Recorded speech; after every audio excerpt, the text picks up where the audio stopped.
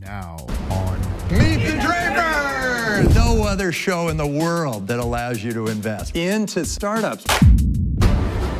Don't leave. Until someone comes over to your house? That is not our fault. Best way to make a connection between people, and we're going to provide that. Vish Mishra. You had to pick one business that you personally feel passionate about.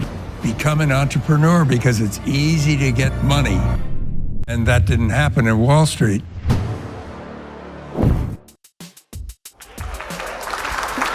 So welcome to Meet the Drapers. By the way, I'm Tim Draper. I'm in the venture capital business with Draper Associates. This is my father, Bill Draper. He's one of the first venture capitalists who ever went into India. India has made great progress over the last 30 years. It's a great country. I have to say that I'm very optimistic. And this is my sister, Polly. She has created a bunch of TV shows and movies, and she's acted in Stella's Last Weekend. I just asked whether you were the type of woman that men wanted to marry. So what did you say? And today what I thought we'd all talk about is what's happened to venture capital over the years. And maybe we can start with you, Dad. Well, I was with the first venture capital company in Silicon Valley in 1959. Every good entrepreneur came to us, and there was no competition. Then Wall Street arrived. I've wondered why the president of Goldman Sachs came to see me in my little office in Palo Alto. I realized our returns were like doubling every 2 years, and that didn't happen in Wall Street. So he just wanted to put money in his truck, and then he came out here with a truck full of money. He put all that money into deals, and it's become far more competitive for the venture capitalists. So today I say, become an entrepreneur because it's easy to get money. One venture capitalist after another has lots of money trying to put it to work. Well, has that been the case for you? Has it been really a snap for you as an entrepreneur to go get that money? No, but I do think what you're saying is right. There used to be the major studios, television had 3 channels. You could get your thing done on them or you couldn't do it at all. 20 years ago, indie movies started coming out. Now, it costs much less to make an independent movie. But you can also get it made with Netflix or iTunes or, or Amazon, or they're all creating There are all sorts of studios. Platforms. Yes. So there are a lot of different options now, so that there's a freer market. What I've seen in the venture business, that I used to knock on doors of companies and they would shoo me away. They'd say, no solicitors. Oh, that's and now it's a very different thing. We spend most of our time filtering through all of the various entrepreneurial opportunities that we see. So as a catalyst to accelerate the transformation where we inspire by example, which is great. So yes, it's more competitive, but also there are that many more entrepreneurs that have never really experienced this in the past. So with that, I would like to introduce our guest. We have a guest judge today. What? Yes, This gets more and more exciting. Sorry, Vish Mishra is a general partner from Clearstone Ventures. He is the president of the Thai Foundation. It's the biggest entrepreneurial organization in the world. So let us welcome our new guest judge, Vish Mishra. Vish, come on. Thank you, Tim. Hey, A little great seeing you again. Just storyteller you are. I've known Vish for how many years? I don't know, 30 years. Wow. I met Bill first, then I met you, by the way. So Is that right? Yes, I met Dad first, yeah. Oh my God. Well, that's impressive. Well, it's great to have you here on the show. Tell us how you think venture capital has changed. Venture capital definitely has changed a lot. Of course, one thing, there's a lot of money. So this is one export the Silicon Valley has. Everybody now is emulating the Silicon Valley model, and now you have, Silicon this and Silicon that, and every now country has its own Silicon Valley, right? The brand Silicon Valley, you ask the young kids, they don't know what Silicon means, okay? Right. So for them, it's just Silicon Valley is a name now, right? So Silicon Valley is now is a state of mind. the whole illusion about there's even a movie series now, isn't there? Silicon Valley. Oh, it's a comedy. Yeah. It's hilarious, Yeah. by the way. Well worth watching. Yeah. Now let's bring on some entrepreneurs, because that's what this is all about. We want to interview entrepreneurs. We want the audience to be able to vote on them, fund them if they want. Let's bring on our first entrepreneur, but first, let's see what's going on behind the scenes. My name is Allison Lee. I'm the founder and CEO of Hemster. We are solving a real problem that every person goes through on a daily basis. When I grew up in Korea, tailoring was a natural part of shopping experience. So when I moved here, I saw the tailoring market was so fragmented. I decided to streamline it. I finally found a retail expert, but also the master tailor to help me achieve Hemster's vision together. I am so excited, but also very nervous. We've been very under the radar, focusing on our growth, but I think this is going to be our first coming out party to rest of the world to really let people know about Hemster. Welcome to Meet the Drapers. Give us your pitch. Hello, Drapers. My name is Allison Lee, the founder and CEO of Hemster. And we eliminate the most frustrating part of shopping, which is finding your perfect size, by plugging our next-gen tailoring services right into your shopping journey. So let's think about how we shop today. You browse in-store or online, and you try your best to choose like the closest size, but when you try it on, it just doesn't fit us right. And that is not our fault. 89% of US population actually does not fit into the conventional small, medium, or large. So what do? We travel to a local tailor where we go through a very stressful and time-consuming experience. And you're not even sure if the seamstress actually specializes in the garments that you brought. Until Hemster, we bring the perfect fit to you, so the shoppers are now finally getting fitted in the dressing room as they're trying on clothes. With our initial pilot with Westfield, we saw that Hemster service benefits the entire ecosystem. For mall operators, where we boosted traffic and visitor engagement. For the tailors, where we increased their hourly rate. And for retailers who saw 15% in lift in sales by offering our services to their shoppers. We're now replicating this success nationwide with 400 premium mall locations. And what about you if you have stuff in your closet? Hemster can help there too. So now you can customize anything and everything in your closet all at once. And through our services, Hemster learns about your perfect fit data to the SKU level, meaning that we understand not just your body measurements, but your preferred style preferences on how you would like to wear these clothes. Hemster is not just a tailoring company. We are bringing personalized sizes to off-the-rack inventory. We're disrupting ready-wear one hem at a time. Thank you. That's fun. So you're, in effect, Uber for tailors. That is exactly right. But we're also plugged into every single store so that you're shopping and you don't even have to call an Uber. So you're shopping, you're in the dressing room, and you say, you're like, hey, I need this tailor. Right. So let's say you A lot of stores have that anyway. Yeah. So think about the stores who also want to offer that services and they don't have that right now. The logistics or challenge is really huge. But even the stores who does have this, someone like Nordstrom and Bloomingdale's, they can't handle the dynamic seasonal volume. So they actually work with us to really handle their streamlined process and really offer the consistent quality across all of their stores. So we have actually taken out the pain of fitting using pins and chalks. So what we have right now is this is the traditional measuring tape, if you will. And what we've done is we have a patent pending ruler sticker that allows any store associates to actually fit you with 99% accuracy rate. So if you don't mind, I would love to demo it on you. Polly. Use Polly. So this is the sticker. Oh, Polly, and perfect. And it comes off right like that. Okay. And let's say you're trying on this blazer, you're like, oh, the sleeves are a little bit too long. I'm not going to buy it. And then store associates like, don't leave. I can fit it for you right here. And then they basically fold it and mark it. And that's all they have to do. They don't need to learn how to pin or chalk. Who does that? We have delegated the fitting part to the store associates instead of having to have a tailor there all the time. Okay, I can see that with hems. Right. Anything more specific, we do additional training with the stores, but let's say you're like, it's a little bit loose on me. Here, exactly. So the ruler sticker can be used, and then all you have to do is just pinch and market that way as well.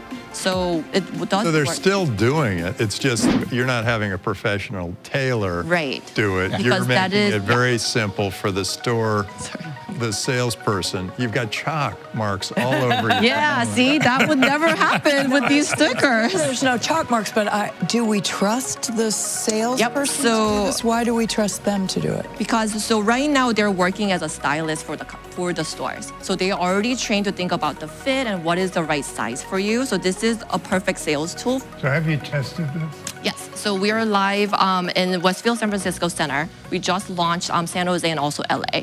How do you get paid?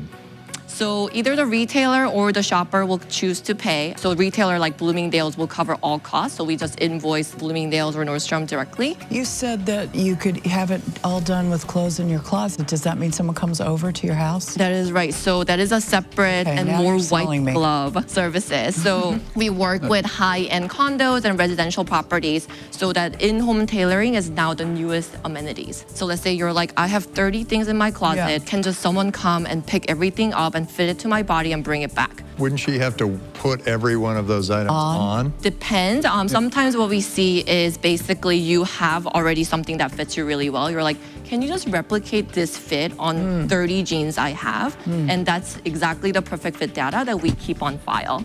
So next time you're like, hey, I went shopping, I have 5 jeans. Can you just remember my size? Can you just recreate that size? So that is how we streamline the second and third fittings. Are you primarily marketing to women because they're more, picky when it comes to fit? Our gender split is very even. So the one difference we see is women tend to do one piece at a time. For guys, it's been very big volume at the same time. They're like, I just want this chino It's like this. in every color. So your sales thus far have been to how many people? We've processed about 4,000 garments with 99% accuracy rate to 2,000 people because at the mall, they tend to do one thing at a time. But now that we've launched in-home services, our average order garment size is getting really, really big. How much do you get from each one? That's what I said. Yeah, Okay. so the average order value at the mall is about $25, and we keep 60% as an order margin. I have about 10 suits that are the pre-Whole 30. Yeah, exactly. You're our target market. I've been using them to jump into the pool over here for the students, but I think it might be a good thing to do. No, you're exactly our target market. So another thing we're doing is we're working with personal trainers. Because as people are losing a little bit more weight, about 20 pounds or so, they have to either rebuy the entire closet or they can just alter it at much cheaper cost. Any other questions? Thank you very much Thank you for so coming. much for to meet the opportunity. Drapers. This was great fun. Amazing, thank you. Nice meeting you guys. It's not what I expected, actually. It was a lot less intimidating than I thought it would be. I think the guest judge might have been the most interested, plus Polly. I think as a woman, she kind of understands like what we go through to get something that fits us really well. Mine was less boring, I want to say. It was more exciting, and I got to demo the ruler sticker and talk about my traction, so I actually wouldn't change anything else than my outfit. So I could have demoed it a little bit better. If your clothes doesn't fit you, invest in Hemster and become the part of our growth as we take over the world. This is up to you. As a viewer, you can vote up, vote down, you can invest, you can, celebrate, or you can use the service of Hemster. Vish, tell us what you thought of Hemster. I really like it personally because I think this is a really great service. So I like this idea. I think she's onto something. I agree. I think she's definitely onto something. I don't think that she's going to replace the tailoring for someone who is meticulous about their clothes. So this That's would be, what I think. They do, but the not tailor's Macy's. They're going to not replace the tailor that is in the store. No, but it wouldn't be a bad idea because she's saying ready to wear becomes tailored, right? Yeah, no. So she may be increasing the market. I think she's terrific, and I think this business probably is going to be successful. I'm concerned that it's not going to be that big. And let's figure out what the crystal ball sends, what message it sends to us. Okay, so here goes the vote. Thumbs up, thumbs down, thumbs all around. That's interesting. There you go. That's Hemster from our point of view. Whatever your point of view is, you go ahead. You vote thumbs up, thumbs down, or you can invest. Let's bring on the next entrepreneur. But first, let's see what's going on behind the scenes. My name's Paul Gamble, and I'm the co-founder and CEO of Nori. 3 years ago, I read this article about how climate scientists were becoming very discouraged because no one was listening to them. I live in Seattle, a city with a lot of beautiful natural environment around it, and it was just becoming more and more clear to me that we do something about climate change now. When I first started this, I kept looking to try to find a partner who knew something about material science or chemical engineering or something to help us build products. Over the years, eventually, we've gone in a different direction that I think is going to be far more effective than just building products. I've known about the Drapers for a long time. We've been doing a lot in the climate space and hope that Nori can get some recognition in the blockchain and cryptocurrency space. We're really merging these two worlds together. So we're hoping and believe that what Nori is doing will enable people to make a difference. Well, thank you for coming to meet the Drapers. Give us your pitch. Hi, my name's Paul Gamble. I'm a co-founder and CEO of Nori, and we're on a mission to reverse climate change. And I was curious, why was no one building a business around actually trying to solve climate change? Mining and burning trillions of tons of hydrocarbons and running this crazy chemical experiment on the atmosphere. Very unusual and a very, very extreme threat, as you can see. The economic value of fixing it seemed unlimited and obvious to me. I've also been involved in the blockchain space since 2010, and last year's introduction of ICOs and the idea of token economics was exhilarating to be a part of. And so last summer, I left my consulting job and along with 6 other people founded Nori, a blockchain-based marketplace that makes it easier for people to pay other people to remove carbon dioxide from the atmosphere. So wait, how does it work? Why do I buy the token and why do other people use the token? We're connecting suppliers, so these are people who remove carbon dioxide. These might be farmers, entrepreneurs running startups, with buyers. How do you remove carbon? On the ecological side, you can plant trees. Everyone's familiar with that. One of the most amazing methodologies is called soil sequestration. American croplands can store 1 billion tons of CO2 from the air into the soil? So it's by changing farming practices, using crop rotations and leaving cover crops in the soil that they're using. What are cover crops? You can either add additional species into the, in between the growing lanes, and you leave the stubble. So after you harvest whatever crop you're growing, you just leave it. And what that does is that encourages more microbial growth, so more bacteria in the soil, and that's where the CO2 comes from. So farmers like it for that reason? Farmers like it for that. It also produces better crop yields in the long run, so this is a profitable business for them. What are the obstacles? When you switch to these methods, you start to see a slightly lower crop yield for a brief period of time, and then it comes back up because you have to rebuild the quality of your topsoil. Tell me a little bit more about the tokens. Have you done an ICO? Have you? We haven't done this yet because we've been working on the economics of this for 6 months. It's a complex challenge. The way that this market works is buyers who are, for example, corporations who want to negate emissions in their supply chain, individuals who want to make a difference, energy utilities, and so on. They use our token, and the buyer purchases that certificate and then is immediately retired so that it can never be resold. Corporations are already most familiar with buying what are called carbon offsets. These aren't exactly the same thing as offsets because those include things such as avoided emissions, and we're only focused on removing what's already up there. Tell me a little bit about your personal background. My background is in computer engineering and management. Where'd you get your engineering degree? I went to Arizona State University for my undergraduate and then Duke University for my master's in engineering management. Is anyone else doing this besides you guys? There are startups that are working on different methods of carbon removal, but no one is doing it at the level that we're at, where we're building the infrastructure to make this all possible. There is no other team in the world who could do what we do. Our CTO built the photos and videos teams at Facebook. We have the world's leading expert on carbon markets and carbon removal contracts on our team. And one of our advisors, Klaus Lackner, pioneered the concept of direct air capture. Collectively, we have more experience in the carbon removal space than anyone else. Vish, do you have any? How much money have you raised so far, and how much money are you looking for? We're completely bootstrapped right now. We are selling our tokens, raising the $1.07 million through the regulations. 1.07? Yes, that's the maximum allowed by the SEC. On the show? Yes. Yeah, we have a limit. We can't raise more than $1 million for anyone. I have learned more than I ever wanted to know about SEC regulations in the last year. Right, we all have. Yeah. This has been the biggest year for the SEC regulations. Yeah. So, very ambitious plan, actually. Thank you. But my question is also my fear. This is going to take you so much money. Have you thought of that? What could really go wrong with this business? The goal is that we're providing financial incentives for people to do this. And for farmers, that's a pretty straightforward thing because farmers work on very thin margins. Yeah. And we're talking about being able to provide more than 10% of what their expectation is in revenue per acre.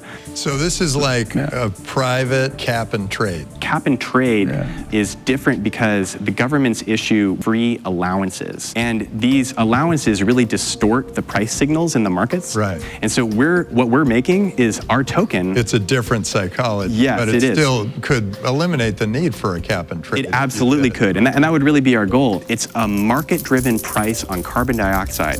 And economists have been saying this is what we need for decades to solve this problem, and we're going to provide that. Terrific. Thank you so much for coming to meet the Drapers. Thanks very much for having me. Great. Thanks. I guess my pitch went well. Tim asked me if I had been through an accelerator before, which I hadn't, especially with his background and interest in cryptocurrencies and blockchain. I think he immediately understood about the token and how that works. I forgot to mention that our podcast is called Reversing Climate Change. So that people can find that. The Drapers are really knowledgeable about figuring out what they need to know about an industry. They ask some pretty insightful questions that will give them insight into whatever it is that the entrepreneur is building. If you're interested in taking action, in having agency to do something about climate change, you can buy the Nori token like coupons. You can use them to pay for removing carbon dioxide yourself. You have that power now.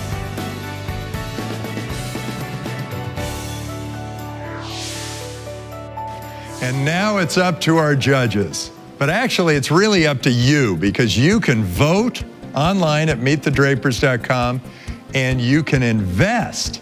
There's no other show in the world that allows you to invest, but you can invest. With that, I'd like to ask our guest judge, Vish, what did you think? I like, his ambition. So if he can narrow it down to maybe corporate farmers, don't go after all the farmers. You go after the major corporations who are the big farmers in the U.S. because they will get it. He made it seem very simple and clear. Put in a token, you get rid of, you personally can get rid of this carbon. That makes me feel so good. Yeah. Plus, he seemed like a really super smart guy who thought of every angle. This is a guy who, he dug into the SEC. He figured all this stuff out. He was ready to go. He created this token. He's made the token make some sense. Yes, it actually could end up having a network around it. So I was thinking, wow, this is pretty good. The one concern I might have is, does this make sense to a farmer? I'm with Polly. I think he explained pretty well why it would be attractive to a farmer. Yeah. Intelligent guys and total commitment to a problem that all of us understand is one of the biggest problems in humanity. I am all for backing this person.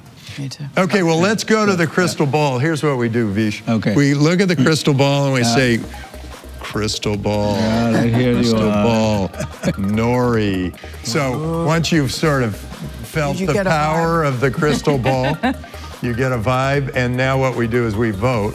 Thumbs up, thumbs down, thumbs all around, boom. Mine was up, because I kind of liked where this guy was going. Mine's way up.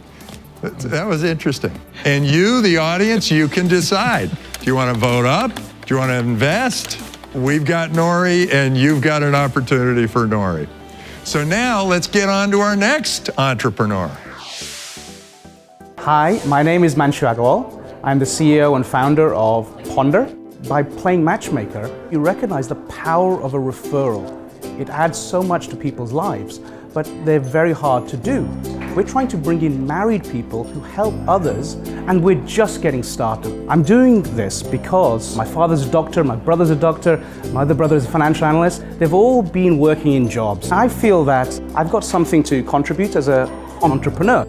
I'm super excited about being here. It's a great opportunity to be able to present Ponder on a much larger stage. Welcome to Meet the Drapers. Give us your pitch. Wonderful. I'm Manshu Agarwal. I'm the CEO and founder of Ponder, gamified referrals on the blockchain. The reason I started it was because a few years ago, I was single, and I had this friend of mine, Caroline. She was a married girl, and she'd always try to set me up with friends of hers. These are a great way to meet quality dates. A year after that, I was looking for a job. I had a friend of mine, Mario, who knew the hiring manager of the job that I eventually got. So it made me recognize the power of referrals. It's the best way to make a connection between people. And I'm sure all of you as VCs recognize how important that quality introduction is. Wait, who referred you? That's true. I thought, how can I make referrals at scale? And I realized that you have to do one thing. You have to make it gamified, so it's fun for the referrer. And secondly, you also have to have some kind of reward. Not too much, but a little bit of reward. So I created this product where we focus on dating referrals.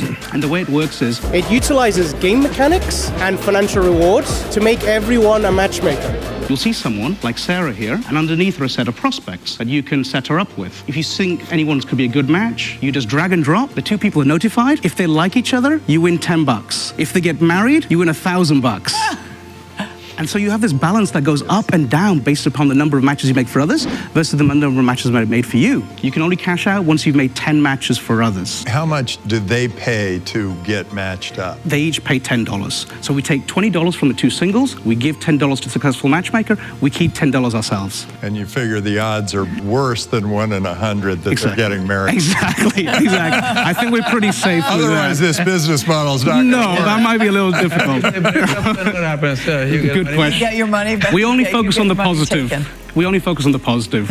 No money lost if they divorce. Does Sarah know when we say we think that guy would be good for her, we know that guy? So you can just matchmake for friends alone, or you can actually matchmake for complete strangers. We found that people actually enjoy matching for even complete strangers, although the match rates are not quite as high as if you have a mutual friend in common. But people just enjoy the fact that somebody has thought who could be a better match for them. Yeah. It's far better than the computer algorithm sending you a whole bunch of unknowns. That's right, you're like a big mechanical Turk for dating. Very much along those lines. That is hilarious. That's very much along those lines. Oh my God, this is fun. So we have 80,000 users, 10,000 monthly active users. We have a match rate which is 6 times the industry average. What do you mean by the industry? The online dating industry. Online dating. The current system doesn't work very well. Less than 1 in 4 online daters actually find a relationship, and they spend 7 times more time online than going on dates. If there was any other product that had those kind of success metrics, you'd give it back. You'd say, sorry, this is not working.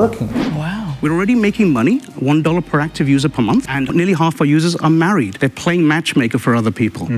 Don't give up your day job, but this is a very nice little bit of extra cash at the end of the month. We've now replicated the model, given that product market fit, for the job referrals industry, which is far more lucrative, because everybody knows that a referred candidate is the best candidate to get, but they have a hard time finding ways to motivate their employee base to make referrals, because it's not fun. It feels like work. We're making it feel like a game. We want people to wake up every morning and say, I want to make some referrals now. So who pays you there? Is that the corporate? Or are you getting... That's where the company pays. Ooh, you may want to have to pay the matchmaker more than that. Oh, sorry. So $10 for the first, where they both like each other digitally, and then if they end up getting a job, then the matchmaker wins $1,500. But I'm sorry, we get more from the company. We get $3,000 from the company. $1,500 goes to the matchmaker. So you're splitting it all. Exactly. And we've got a lot of margin to play with, because currently they're paying $20,000 to $30,000. Sure. So as long as it's far less than that, it becomes a no-brainer for a company. Yeah. And we've done a deal with Recruiter.com, which will share their entire database of jobs, over 20 million job seekers, to immediately become the largest job referrals platform in the world. What did you do before you started this? I was actually working for one of your portfolio companies, Tim, Synthetic Genomics. Oh, wow. Yeah, I was working for That's Craig. a big switch for you. It was, because I felt the pain points myself. I actually found the job through a referral. So yes, it was definitely a switch, but I understood what was required in order to overcome those problems. If this fails, what would be the reason? I think the reason would be we haven't engaged the referrer sufficiently such that the lifetime over which they stick around is great enough to be able to overcome the costs of acquiring them. How do you solve that problem? Sure. So one thing is through deals with recruiter.com. So immediately we get a low cost of customer acquisition. And then secondly, we have to iterate constantly on the user experience to make it fun, to make it enjoyable, to make it a challenge. We want to feel like a puzzle, like a Words with Friends type of experience. Like they want to keep coming back to say, I did that so well. For those people, I want to try these people. Exactly. And the monetary aspect is there, but it's not the core. The core is that feeling of goodwill you get when you do something good for people. Yeah. Ultimately, what we want to become is a new type of social network where instead of being passive consumer of content on most social networks, right, here you're actively helping others and you're being helped yourself. The other thing I'm trying to grapple with, two businesses and not much in common, just because your software platform, because the dynamic characteristics, people who are looking for a job, career, versus people who want to have a social life, a date, but it's more emotional over here versus more, career and economics involved. So you had to pick one business that you personally feel passionate about. So we quickly realized that we weren't dating app, we weren't job referrals app. What we were is a way to make people come in and make connections between entities, between parties. So the same user experience can be replicated in many different industries. Yes, we can't go to too many because we'll be stretching ourselves thin, and I totally agree with you that, but we can do the ones that we think strategically make the most sense. So we think recruiting, dating, and the third one being for all the other industries where matchmaking can be really helpful, such as investor-investee, roommate matchmaking, even babysitting matchmaking. All of those will create an SDK so that other companies can take, other developers can take our package and utilize that for that specific sector. Oh, so you want to be a platform company now? We'll be a platform company, absolutely. Good, you got good vision. That makes Great. sense. Thank you very much for coming to meet. Thank you, it's been a pleasure. I think I presented my company in as good a light as I could. I've been to a lot of VC meetings, so I was expecting this to be very much along the lines of a traditional VC meeting. It was a lot friendlier. There was also a good number of opinions from different sides where there was a lot of disagreement. It allowed me to put in some points that I wouldn't have done if it was just straight questions. I think Tim really got what we're trying to do. I think he can see the potential for how disruptive this could be. From just an addition to the world, we think that this will have a tremendous impact.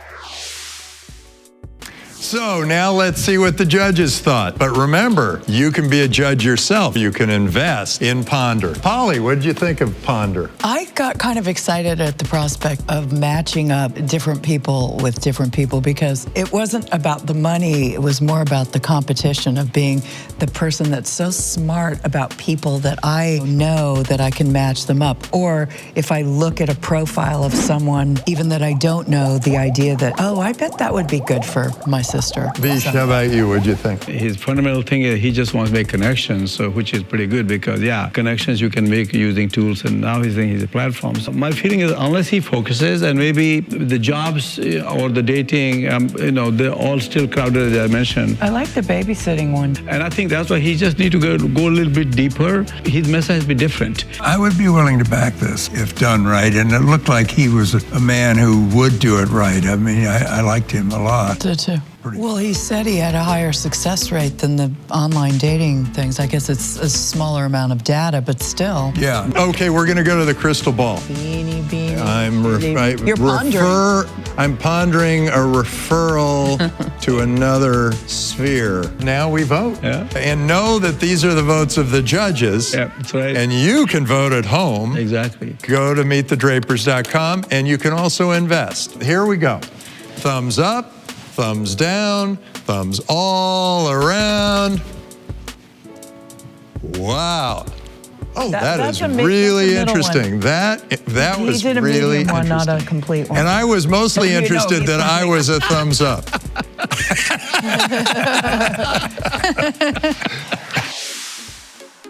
Hey, now check out my interview on the blockchain for this week. Should be awesome, always is fun. We have some amazing guests, and you get to hear about it now. And I have with me Vinny Lingham. Vinny has created Civic, which is really one of the great tokens of the world, and it's all tied to identity. So why don't you tell us a little bit about it? So Civic's basically an ID verification protocol platform, and we're trying to make it easy for people to digitize ID information, take control of their personal information, and not store it in a centralized database. So, you know, the hacks we see where these big credit rating agencies get hacked and 100 million people's information gets out there, we're trying to prevent that by giving you control of your data. It sits on your device, and it's fully decentralized on the network. So Civic doesn't store your data, you store it, and if somebody needs it, you can transfer it to them through your device. Who's using this now? We just launched the world's first blockchain-based vending machine in partnership with Budweiser. Essentially, you can go to the machine, scan the code of the machine, and verify that you're over 21 without telling the machine anything about you. It's used to initiate smart contracts on the back end. So when a vending machine is trying to verify that you're over 21 or that you're legally allowed to take a prescription drug, etc., that smart contract executes using Civic token. There are so many hacks out there. How do you solve the big problem? Well, you got to ask yourself, why do people want the personal information? Because once they have your data, they can assert to be you and do things that people would assume that you're doing. So phoning a bank, making a transfer. If we move the world's economies from knowledge-based authentication, which is I know Tim's social security number, I know Tim's personal information, therefore I must be him on a phone call or on a website, to hang on, only the person who has these keys is Tim, we're going to increase the security in the world 10x. Because now only the keys that exist on that device has access. Voice recognition, face, it all locks the app where your keys are sitting. So it's literally the same as storing your Bitcoins or your Ether. And then you did your own ICO. Tell us about that. Was it risky? Was it scary? All of the above. Did you feel the dark cloud of the SEC? At the time we announced it, it was 2x bigger than anything that anyone's ever done at that point. So we're very bold. How much did 33 million, hard cap. Right. And being a pioneer means sometimes you have to take a little bit of risk because there's just uncertainty. The one thing we did was we looked at how things like securities were sold. And in the securities world, it's typically a few people buying all the securities up front at a big discount because they know people. So we did exactly the opposite for Civic. At the time, I think it was the most widely distributed token sale ever. Over 10,000 people bought. So as many people as possible, no one got discounts, not even our existing investors. We think that it's actually a very fairly conducted ICO. How do you regulate an ICO that is an honest ICO? Somebody's trying to create a really interesting token, new kind of thing. It's a good question. Let's look what's happened in Switzerland and Singapore and other parts of the world. They're creating frameworks for regulation.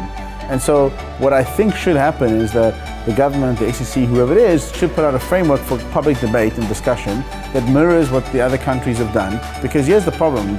If we don't compete, as the US, if we don't compete with the other parts of the world and start giving frameworks for regulation like what they're putting in, we're going to lose our competitive edge. That's what I was getting at. That's a big issue. But part one is enforce the current laws.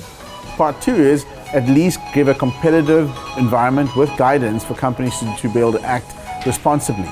And you'll find that the good guys will do that, the bad guys will go further into the dark. Well, I love what you're doing. It's fantastic. This was really fun. And Vinny, you have now been adopted into the Draper family. So welcome to the Drapers. Thanks, Tim.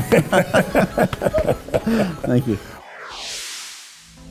So another great, very interesting group of companies that we got to see at Meet the Drapers. I think we really had kind of an interesting day. That was really exciting. That was my first time pitching on a show like this. I think Tim really got it, so that was really exciting to see. And I feel that I've got something to contribute as an entrepreneur. We've made such an impact to so many people's lives already. So many matches have been made.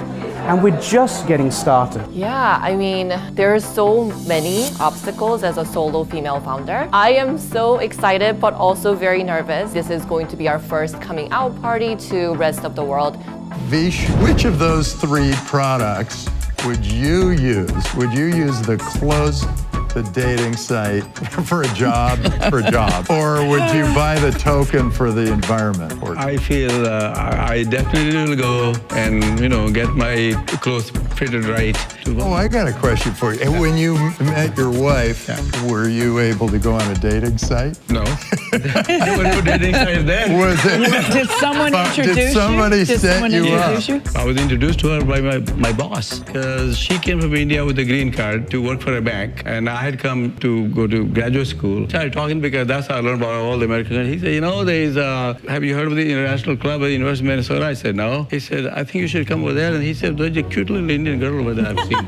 So, of course, that was the inducement. So I went. So there was a third party that arranged yours. Always is. I'm telling you, middleman has existed since the beginning of time. I was the third party that arranged Tim's marriage. I went to high school with his wife, and I give them credit. She came to my party, my your graduation party, but they party. threw your party. Yeah, you threw the party. So I guess so you did arrange the marriage. So you both get credit. Yeah. There you go. Okay.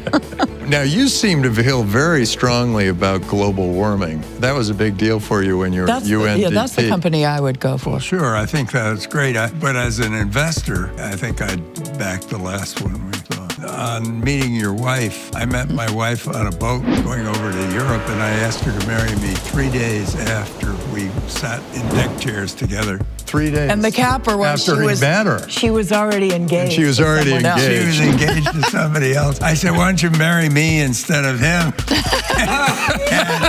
and she didn't say yes, she didn't say no, but about 3 months later, she finally returned the ring. And I married her. These guys are the product. Yeah, we're kind of happy about how that all worked out. Yeah, exactly. Yeah. So come back next time to, are you guys ready? 1, 2, 3. Meet the Drapers! Oh, we're supposed to do it on that one, right? Okay, we'll do it again. Okay. Ready? Come back next time for Meet the Drapers!